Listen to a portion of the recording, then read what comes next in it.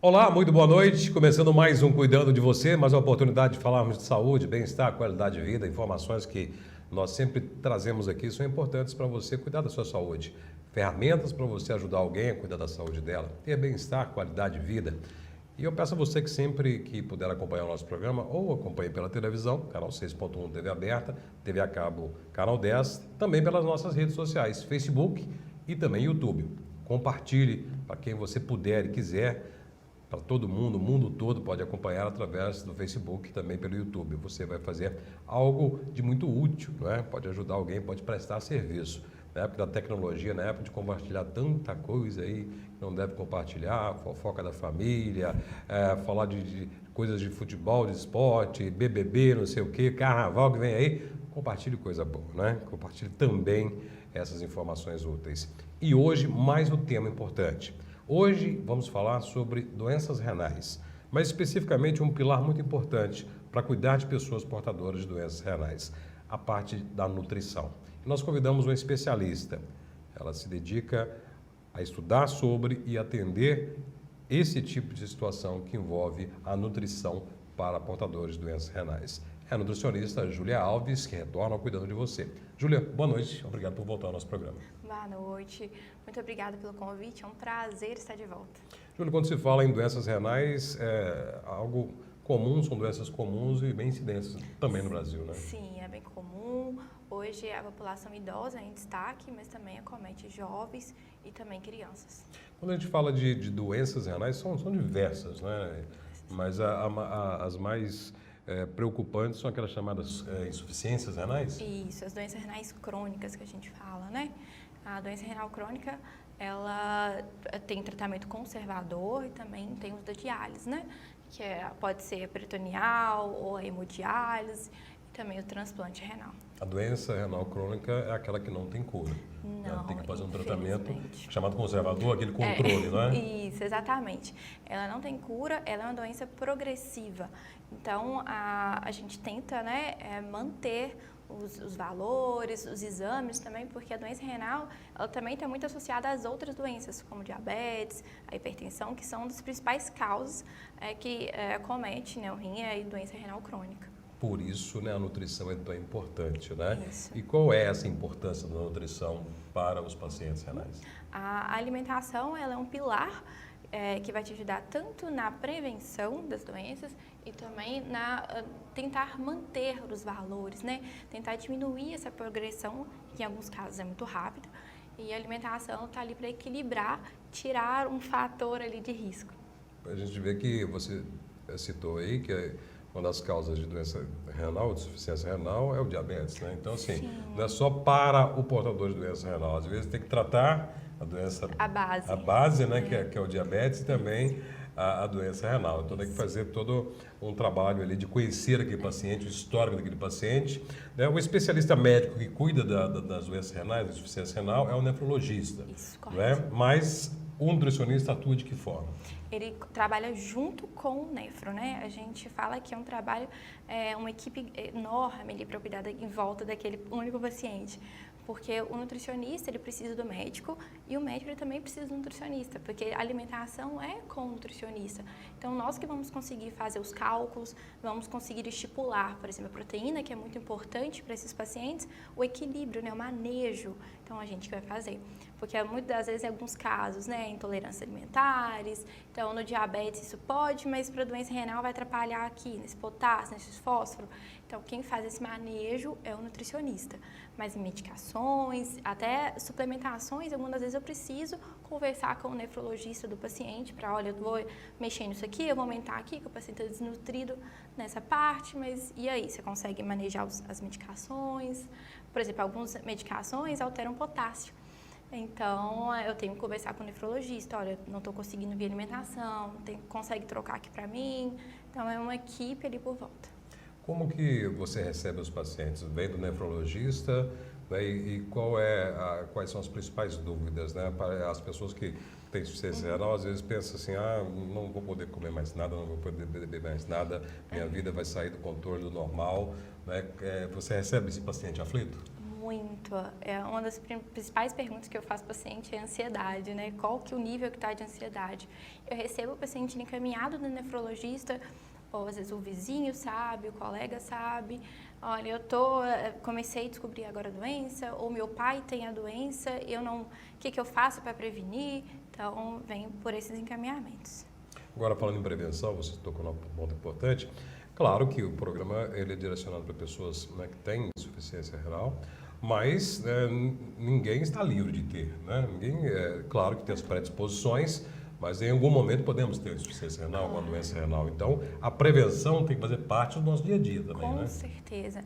Em alguns casos, a insuficiência renal aguda, por exemplo, né, é de um trauma. Então, a pessoa pode estar numa UTI e desenvolver a doença renal, né? Às vezes precisar até de uma hemodiálise, alguma coisa de urgência ali. Então, todos nós estamos sujeitos, infelizmente. A gente viu isso na Covid, né? Na pandemia, exatamente. Né? Levou muitas pessoas a ter insuficiência renal Isso. e até desenvolvendo uma insuficiência renal crônica depois, né? Aguda e depois crônica. Hoje a gente recebe muitos pacientes pós-Covid, que eles eram saudáveis, né? Mas infelizmente o Covid veio e aí hoje a gente está aí trabalhando com esses pacientes que desenvolveram alguma insuficiência, a diminuição, né, da função renal pós-Covid. Olha, quais são os vilões, né? Quais são os vilões para o rim? Olha, eu falo que o único vilão que a gente tem é a carambola. Olha A só. via alimentação é a carambola. Nem pensar carambola. O único alimento proibido é a carambola.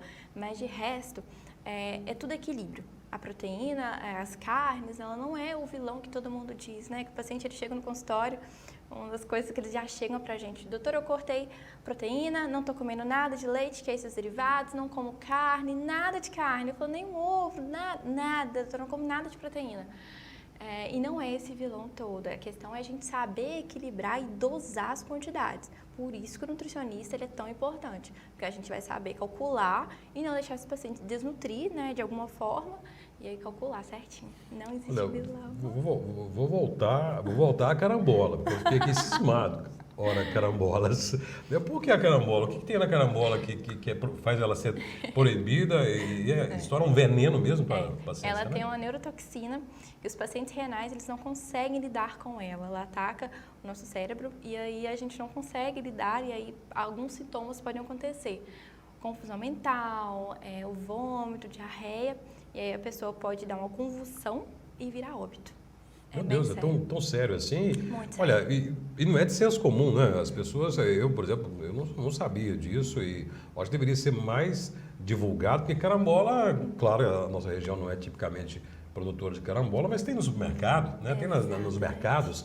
Então, um paciente renal, ele pode, às vezes, inadvertidamente, fazer o consumo. Então, vamos enfatizar isso aqui. Olha, tem alguma doença renal, tem insuficiência renal? Não utilize carambola. E não dê para alguém que tem insuficiência renal carambola, que pode ser fatal. Então, isso aí temos que enfatizar, porque, como eu acho que muitas pessoas podem não saber sobre isso. Então, é exatamente isso. Então, o vilão, né, o proibidão a proibidona é a carambola. No resto, você falou sobre equilíbrio, né? Isso. Porque a pessoa realmente tem algumas restrições, tem algum tipo de manejo, tem que fazer, um equilíbrio de vida. Então, a importância da nutrição é essa, é cortar tudo, é equilibrar, porque a pessoa também não pode ter um déficit nutricional, né? Não, eu falo que o paciente renal, ele não tem só um par de rim ali, ele tem outras coisas, ele não pode se nutrir de maneira alguma. E algum do tratamento, em algumas das situações, a gente opta por, às vezes, até falar assim, olha, eu vou sacrificar um pouco aqui, mas não pode deixar esse paciente se nutrir. Né? E a anemia está muito associada à doença renal. Infelizmente, os pacientes, eles têm algumas deficiências que acomete, né? E acaba ele virando um paciente anêmico mesmo. Né? Então, não posso deixar isso acontecer com esse paciente. Então, eu tenho que fazer o equilíbrio e o manejo. O sal é um vilão? O sal diet é o vilão, por causa do potássio. Se o paciente ele tiver com problema de potássio ali, potássio alto, é muito risco de infarto, né? Então não pode. Mas o sal, ele em equilíbrio, não. Porque também tirar o sal total não podemos. Nós temos que fazer o equilíbrio do sal, a dosagem correta, é individual, né? Cada paciente a gente vai ver qual que é a situação do sódio ali no exame dele e vamos estipular. Mas a gente tem outras opções de sal, por exemplo, eu uso muito no consultório sal de ervas, que a gente prepara, ensina o paciente como, então é E o uma das açúcar? opções. Outro branco da história, o açúcar. O açúcar, a gente também tem que fazer o controle dele. Claro que eu respeito muito a cultura do paciente, eu respeito muito os hábitos do paciente. Ele já está chegando com uma demanda, eu já vou ter que ali controlar algumas coisas, vou ter que diminuir algumas situações. Então, eu não corto açúcar por 100% dependendo do paciente, né? Eu vou fazer o manejo, qual o tipo de açúcar que eu vou utilizar com esse paciente. Mas o açúcar demerara mascavo é risco em fósforo. E se o paciente tiver com fósforo alto? Então, eu não posso. Então, eu vou ter que diminuir, usar às vezes até o açúcar branco. Mas em quantidades extremamente calculadas, respeitando sempre a cultura do paciente, os hábitos. E ali, devagarzinho, tentando adequar. E olha, vamos diminuindo aqui, uma colherzinha ali, devagarzinho, até a gente conseguir o nosso objetivo, que é diminuir por completo. É como um equilibrista, o nutricionista. Está ali Exatamente. sempre na corda bamba, tem que conhecer a fundo tudo aquilo, toda a parte dietética, nutricional daquele paciente, do alimento, conhecer quais os fatores e ir equilibrando para promover uma qualidade de vida para aquele paciente e evitar a progressão mais acelerada da doença, para ajudar o nefrologista nesse tratamento e dar à pessoa uma qualidade de vida boa e também uma qualidade de saúde boa. No programa de hoje, nós estamos falando sobre nutrição para pacientes renais, insuficiência renal crônica, uma doença muito comum que afeta milhões de brasileiros, que pode levar à morte, leva à máquina da hemodiálise, à necessidade de transplante, né, e problemas muito sérios, que impacta muito a vida das pessoas. E a nutrição, ela entra, a fator alimentar, ela entra como uma base no tratamento, para ajudar a pessoa a controlar essa insuficiência, ter uma qualidade de vida e até uma qualidade de saúde muito boa. Estamos aqui recebendo hoje Júlia Alves, nutricionista e especialista em tratamento em apoio a pacientes renais. Voltando lá, né, naquela pergunta, você até chamou atenção no intervalo, é sobre essas dúvidas, né? Isso. A dúvida é grande realmente, porque a pessoa acha que vai se privar de tudo. E você falou sobre o equilíbrio, né? Quais são as principais dúvidas? Eu falo que o nutricionista, ele é manejador de vários pratinhos. O paciente chega, a gente fica equilibrando vários pratinhos. E uma das dúvidas que eles chegam assim, doutora, eu tenho que beber, então, 5 litros de água agora, né? Eu bebia 2, eu vou beber 5. E não é sempre assim, né? A gente tem que calcular, vamos ver a situação da função renal, qual o valor que está. Então, aí nós vamos estipular a quantidade hídrica que esse paciente vai beber durante o dia, né? Também eles chegam perguntando muito sobre as curiosidades, assim, eu vou para hemodiálise, né? Às vezes eles já chegam te perguntando, com aquela ansiedade, como eu citei, né? Chegam muito ansiosos, então, uma das coisas que eu mais escuto também é, doutora, eu vou para hemodiálise? Pode falar, o médico não quis me falar, pode falar comigo. E não é sempre assim. Uma coisa que eu gosto muito de falar com os pacientes, quando a gente acaba, né, o paciente indo para hemodiálise, eu vou morrer, né? Eles falam muito. Eu falo assim, olha, não é o fim da vida, é sempre o início de uma nova vida, é uma nova história que você vai construir ali dentro, é uma nova rotina. Os pacientes de hemodiálise, eles fazem hemodiálise ali em torno de 4 horas, 3 vezes na semana, né? E aí eles chegam com essas dúvidas, e aí eu sempre tento acalmá-los também, falo, olha, calma, eu tô com você, vai dar tudo certo, e a gente vai adequar a sua alimentação agora para a hemodiálise. Com relação à água, por exemplo, eu acho que quanto mais evoluída a doença, né, a informação ou comportamento tem que ser talvez o contrário, né? Talvez nem muita água pode beber, né? Exatamente. Nos estágios ali, às vezes 4, 5, a gente já tem que manejar, porque às vezes a função renal dele já está bem acometida, aí a gente não sabe, depende do paciente, né, se ele estiver urinando, se ele não está, então isso também é um fator que a gente tem que observar para controlar a ingestão hídrica. Quando eu falei que nós falamos no último bloco, eu perguntei sobre os vilões, né, sobre o sal e o açúcar, e o vilão maior que é a carambola, vou voltar nisso aqui, nunca, jamais, né, o sal e o açúcar, eu tratei aqui do sal, né, o sal branquinho de colocar na comida, o açúcar branquinho também de colocar ali no café e tudo mais, mas tem o sal e o açúcar em praticamente todos os alimentos, né? Refrigerante tem açúcar, o pão tem açúcar, né? Tem os carboidratos como um todo, salgadinhos têm açúcar, os industrializados são açúcares. E esses também podem ser considerados alguns vilões aí, né? Tem uns probleminhas aí, né? Com certeza eles são. São ricos em fósforo também, que é uma questão que a gente tem que observar muito no paciente renal, principalmente no hemodiálise também, então a gente também tem que equilibrar o fósforo. Então, eles são ricos nesses aditivos e ele é muito biodisponibilidade nos aditivos, nos industrializados, né? Então, de maneira alguma, eles são vilões mesmo. Então, quanto mais natural for a alimentação, Exatamente. melhor para o paciente. Isso.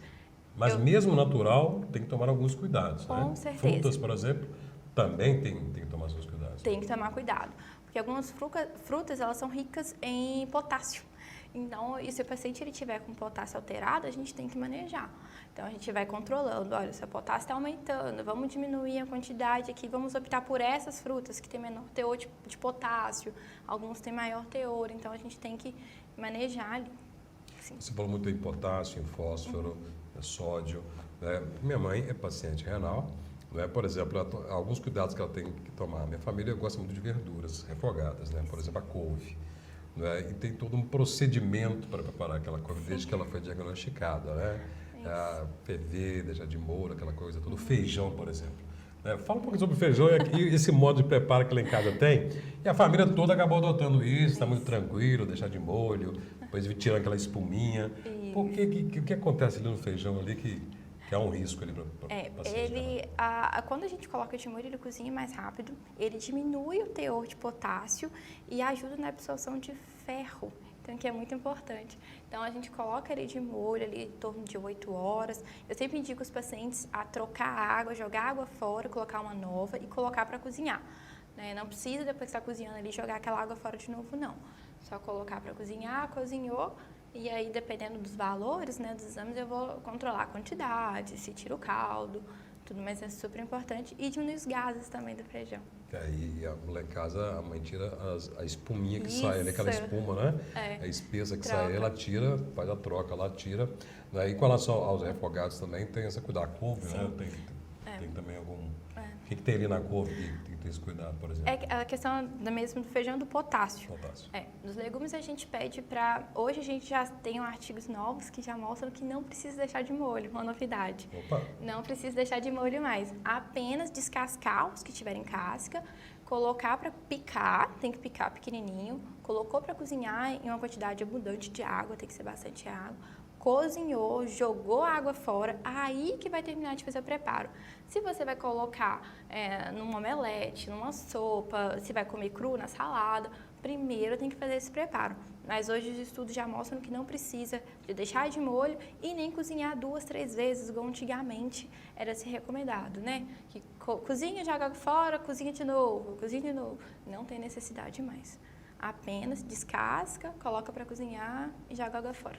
A gente sabe que muitas pessoas não conseguem seguir estritamente o que foi passado para ela, né? Chega em casa, acaba não preparando direito, ou esquecendo alguma coisa, ou alguém que prepara acaba não preparando da forma correta, né? E acaba ou causando um agravamento, ou causando, ou segue até de forma mais drástica, né? Que tem uma perda nutricional, a necessidade de uma suplementação. Então, tem esse acompanhamento, tem que ser permanente, né, Júlia? Tem. Eu falo que com o nutricionista é casamento. Você casou com o seu nutricionista. Porque conforme os exames vão alterando, o nutricionista vai alterando a sua dieta. Olha, melhorou aqui, então a gente libera isso aqui. Piorou isso aqui, vamos prender mais aqui. E a família, o cuidador é muito importante. Eu sempre brinco com os pacientes. Tem 2 coisas que vocês não podem entrar aqui sem. Um acompanhante e os seus exames, porque os exames que vão ditar a sua dieta e o acompanhante para ele escutar, para ele ficar atento e no dia a dia ele ser meus olhos.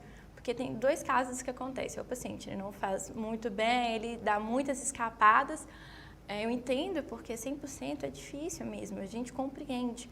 Mas também tem paciente que leva a pé da letra, assim, e vai extremamente rígido e deixa de comer até algumas coisas que eu já permiti, aumentei a quantidade ali, mas ele não aceita. Não vou comer só 2 colherzinhas mesmo. Eu falei, não, mas pode comer mais. Não vou. Então, o acompanhante, a família é muito importante para mim, até para compreender. quando esse paciente pode acontecer dele para hemodiálise, ele ser uma base ali para a gente. Pois é, o núcleo familiar é muito importante, né? Para dar esse apoio emocional. Na minha casa, né? A gente aderiu muito do que se prepara para minha mãe, nós aderimos a essa alimentação e faz bem para a gente também, até no aspecto preventivo. Não é? E eu tive uma pergunta específica quando anunciei essa entrevista. Me fizeram uma pergunta específica sobre um tema, mas eu gostaria de contextualizar, abranger um pouco mais. Em relação à suplementação, né? Suplementos, né? Tem pessoas jovens que estão em atividade física, acima de tudo, praticando, né? E perguntam, né? Eu posso tomar suplemento, whey protein, creatina e outros suplementos? A questão da suplementação, dos suplementos, né? Não só a suplementação, mas os suplementos para quem quer praticar alguma atividade ou ganhar massa muscular como tu. Indivíduos saudáveis, não tem problema. Claro que sempre recomendo, né, o contato com o seu nutricionista para estipular as quantidades, tudo específico. Já o paciente renal, ele também tem que fazer esse contato com o nutricionista para a gente ver a real situação, a taxa de filtração dele, como é que tá, qual que é a situação. Ele já fazia atividade física antes. E a creatina, em alguns casos, até raros, mas a gente pode autorizar esse paciente a utilizar, mas sempre comunicando com o nefrologista dele. Olha, o paciente está usando tal dosagem, né, a creatina é todos os dias, então ele está usando tal dosagem, assim. Mas a situação do paciente ele tem que estar bem estável, ele já praticar atividade física há certo tempo, então a suplementação tem que tomar cuidado, sim. Por exemplo, um paciente idoso, às vezes tem uma perda de massa muscular, aí as pessoas perguntam, ele pode usar o whey protein, pode usar a creatina, porque a gente vê no exame lá do paciente renal, tem a tal da creatinina, né? E aí vê o nome creatina, e já associa. Tem relação? Tem relação, tem sim, mas em alguns pacientes idosos, e para paciente renal, a gente tem os suplementos específicos. Tá? A gente tem algumas marcas que produzem específicos para doença renal conservador, né, hemodiálise, a gente tem produtos específicos para eles. E o idoso também tem que tomar cuidado em alguns tipos de suplementação, que alguns têm aditivos, têm açúcares. Então, se o paciente for diabético, qual que a gente vai utilizar? Então, por exemplo, se um suplemento rico em proteína não é indicado assim usar de forma inadvertida, sem procurar orientação, né? Nenhum tipo de suplemento é indicado você utilizar sem algum acompanhamento. Não. Então, o que a gente pode ver, né, no extrato dessa conversa, dessa entrevista, é que tudo, menos a carambola, pode, mas com orientação, comedido, né, com essa disciplina que leva a pessoa a ter uma vida bem próxima do normal. E a pessoa no início acaba tendo um choque, tendo uma dificuldade, mas depois acaba se habituando porque vê que não é o fim do mundo. Né? Não, é o início de uma nova vida, é o início de uma nova caminhada, uma nova jornada. E eles vão ver que tem receitas que a gente passa, que eles gostam. Então, vira bem, assim, o comum, vira habitual, a família gosta, começa a se adaptar. Então, e a gente, né, tem uns momentos ali que a gente libera comer alguma coisa, então não tem problema. A gente tenta fazer disso bem comum, habitual deles. Então, a frase que eu gostei muito, não está com insuficiência renal ou necessidade de fazer hemodiálise, não é o fim da vida, não é o fim do mundo, não é o fim do caminho, é o início de uma nova vida, de uma nova jornada. E de uma forma de encarar diferente, sempre com um acompanhamento de um profissional que vai te ajudar a encarar esse novo momento, essa nova vida, essa nova fase da sua vida. E encarar com muita qualidade, com muita fé, com muita disciplina, que você vai ter uma qualidade de vida e uma qualidade de saúde bem próxima do normal. Júlia, muito obrigado pelas suas informações. Gostaria que você voltasse outras vezes aqui para trazer informações da sua área, da área da nutrição para os nossos telespectadores. Vai ser um prazer. Muito obrigada pelo convite. Muito obrigado a você que esteve acompanhando o nosso programa. Nossa plateia de hoje aqui, que foi o Rafa, né, namorado da Júlia, né, ele que é médico da família, está acompanhando. Quem sabe eu possa estar em breve aqui, né, nessa cadeira aqui, né? Convençam. E a você, muito obrigado pela sua participação, pela sua audiência. Compartilhe, já está disponível no Facebook essa entrevista, compartilhe para todo mundo. Muito obrigado pela sua atenção, até o próximo programa, até o próximo Cuidando de Você.